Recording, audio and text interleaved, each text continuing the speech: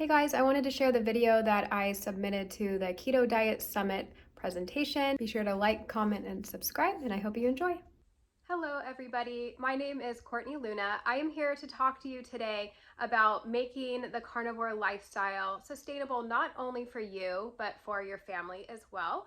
And just a little bit about myself. I am an almost 2-year carnivore. I am 39 years old, based in Southern California. I am a mom of 2 little kids, homeschooler, and I also share my journey online, which is my weight loss journey and all my creative recipes. I am curious if any of you are carnivore. Let me know in the comments. I just want to do a touch brief on what each of the different variations of carnivore are. So standard carnivore, meat and animal products, coffee and seasonings get a free pass depending on who you ask. Ketovore would be carnivore, but having some plant items, but making sure that you are still in ketosis. Animal-based, which is animal products, meats, and you're also allowing for some fruit and maybe some honey or maple syrup. And lion diet is going to be very strict. It is going to be ruminant animals only with salt and water. And some of the benefits that you can have by coming to carnivore is weight loss. If you have any autoimmune issues or PCOS, acne, I feel like it's like, if you have anything wrong, come to carnivore. And even if you don't want to eat this way forever, it is a great place to start as an elimination diet. And I want to talk to you about how to stay on track eating this way, how to make this way of eating exciting and creative if you want a little bit more than just burger patties and steaks, and also how to have your family be on board. Now, my kids aren't strict carnivore. I would probably label them more as animal-based, but I'd love to talk with you about how we do that approach as well. And even if you're not strict carnivore, I think we all have in common that we eat a lot of meat. So hopefully this will still be helpful for you as well. So I think one of the problems that people have is just struggling to stick with this. Whether it's they go off plan, they're getting a little bit bored of just, having it be a little more restrictive than what they're used to.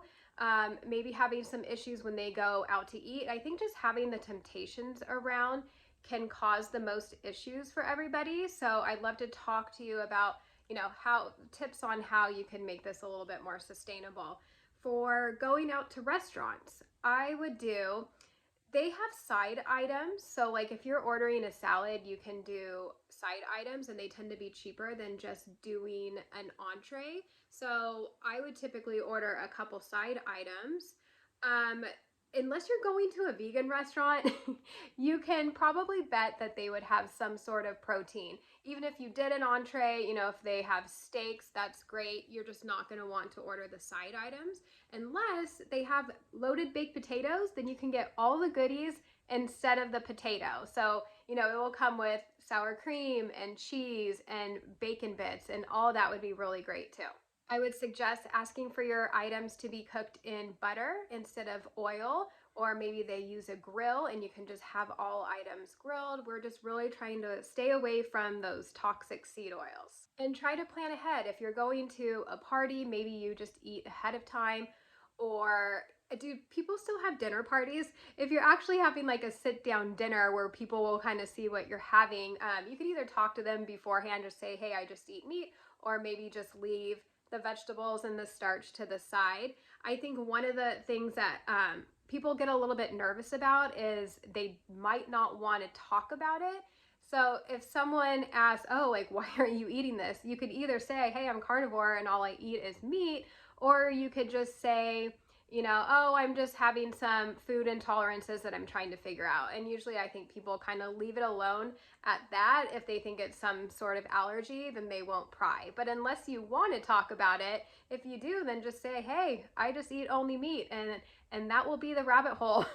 And you'll have, I'm sure, a whole conversation all night about it. I think doing some creative recipes make it a little bit more fun. For those of you that are sick of having burger patties and steaks, there's a lot of great recipes out there. I share a ton on all of my social media. Pizzas, waffles, pork rind cereal, lasagna, ice creams. Like there's a lot of good stuff out there. And also having some staple items in the fridge. So if you're hungry, you don't go and maybe grab something you shouldn't have.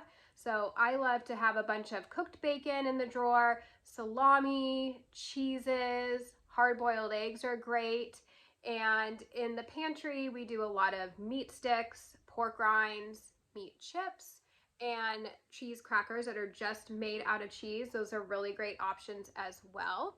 And I'm curious, who has kids? Do you have little kids at home? Or maybe you're a grandma and you're helping take care of your kids here and there. So let me know in the comments, who is feeding littles? So here's what I find helpful. We like to have ours be involved, go to the grocery store, getting involved with meal prep and even cooking. I feel like, especially if you have, a challenging eater, that having them get involved makes things a little bit easier, and they kind of tend to, want to taste what they helped make.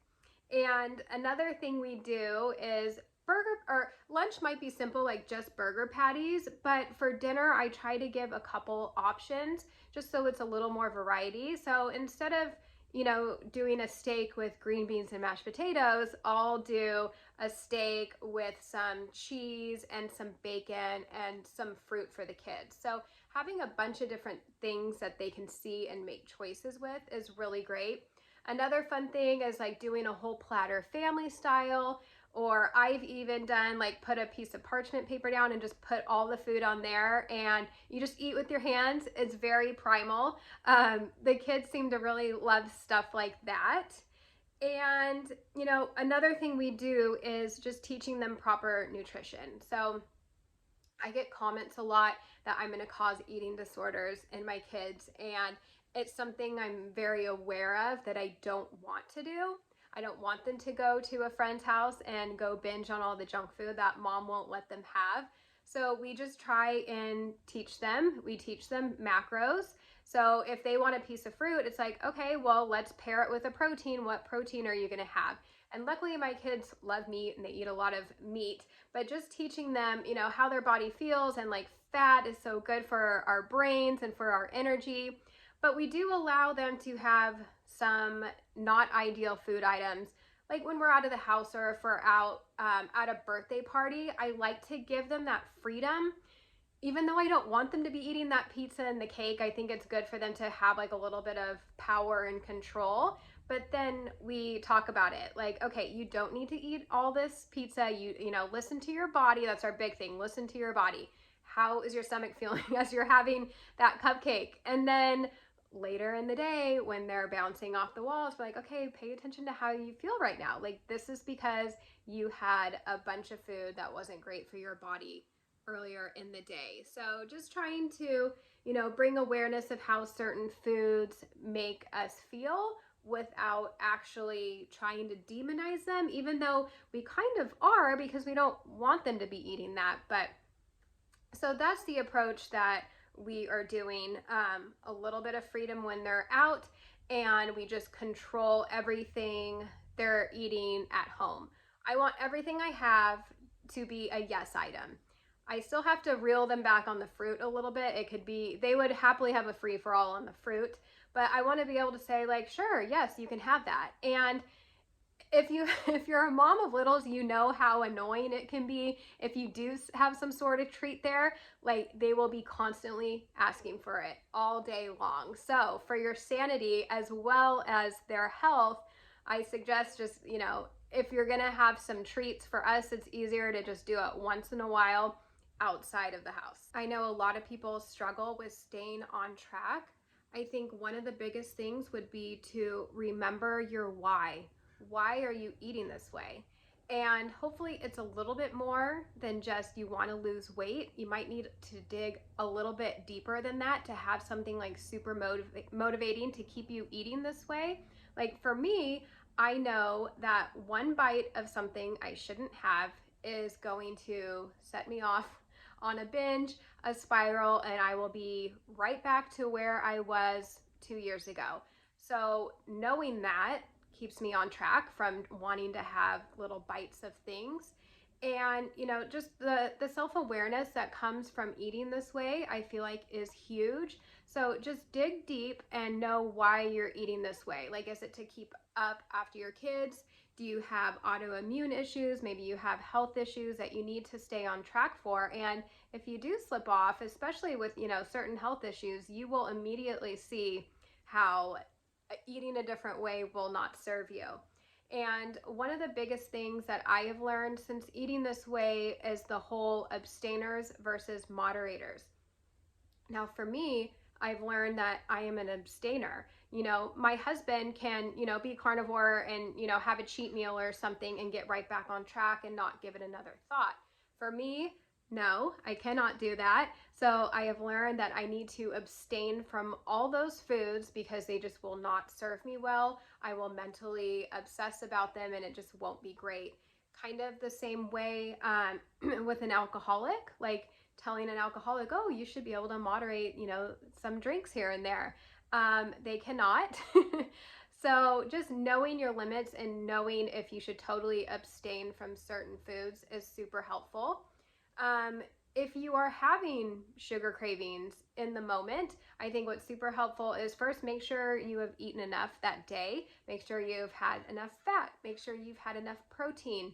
But in the moment, I think sometimes just having even like a bite of butter, having a pinch of salt on the tongue can help.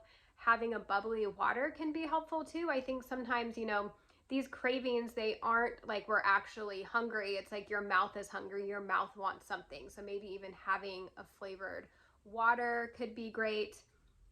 And I think a lot of us have turned to food to for a lot of different emotions. Like we celebrate with food. If we're sad, maybe we'll grab a pint of ice cream. So I think food is locked in there with our emotions. So I think finding other ways to get those dopamine hits. So instead of turning to food to help control your emotions and your dopamine, you turn to other ways, whether that's maybe doing a cold plunge or a cold shower, exercising, listening to music, meditation. So anything that's going to help your stress. Let's try and lower our stress, be zen, get lots of good sleep. That's going to help with any sort of cravings. And I will say it does get easier once you get that sugar out of your system or anything sweet. It gets much easier. And if you're still struggling, I would pay attention to any of the foods you're eating, even if you're having something with stevia or having a little bit of fruit. Just having those sweet flavors can sometimes really just continue that cycle of wanting to have more sugars. So back to the stress, like even in the moment, if you're like, oh, I am having this sugar craving, go punch a pillow, do some jumping jacks, go for a walk, just do something for 5 minutes to distract yourself.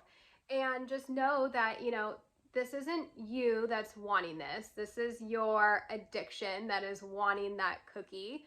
And just try and distract yourself. The last thing I will say that is super helpful to help keep you on track is find community. Feeling like you're not alone is great. Find other like-minded people. There are tons of different group coaching programs you can be in. There's different Facebook groups. I have a Facebook group. It's free. Come join us. Just being around like-minded people and just knowing, if you're having any struggles, you can share in those groups and, people can help troubleshoot some issues you're having. And, there's just something about that solidarity, especially when we're eating a way that goes against everything they've told us. It's just nice to feel like you're not alone. So I just want to go over a few takeaways from today. My main things would be plan ahead. If you're going out to eat, look at the menu. Meal prep if that's helpful. Have some good snacks in the fridge like the eggs, hard-boiled eggs. Oh, did I say that twice? Eggs, bacon, cheese, salami, and just be prepared if you're going to be in a social situation. Education for the kids, just teaching them about nutrition, teach them how to listen to their body, talk about macros, how we want to prioritize protein and fat, and just get them involved with the whole process, shopping, prepping, cooking, and I bet you they'll be interested in eating it. Eat the rainbow of meats, as Judy Cho says. If you can tolerate all the different animals, that's great. We want to prioritize beef, but all the other animals are super nutritious. So, have some chicken wings, have pork chops, have a lot of bacon, gnaw on a stick of butter like I like to do. Have seafood. Salmon is great. Scallops are amazing, especially if you're interested in having some carbs while you're on a carnivore diet.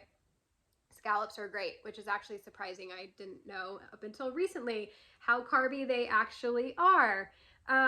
Get creative in the kitchen. Do some of my fun recipes, or maybe that is a little too much and you just want to keep it simple. And keeping it simple and only cooking with one ingredient is what helps make this sustainable for you. And last, I would remember your why. Why are you eating this way? It's so important. If you're struggling to stay on track, just remind yourself, like, this is why I'm eating this way. This is how I feel when I don't eat this way. And reach out. Reach out to your community if you're struggling. Distract yourself from that moment and, tell yourself you can have that thing later. And chances are you might not want that. So thank you so much for letting me join you guys today. I'm so excited to be here. You can find me on social media at It's Courtney Luna. Slide into my DMs, say hello. On this worksheet, there is a link to all my socials and all that, and my Facebook group. I do have a cookbook coming out soon. It will be published in fall of this year, and I've been sharing like some of the behind the scenes process too. So if that interests you, come join, come follow along, and thank you so much.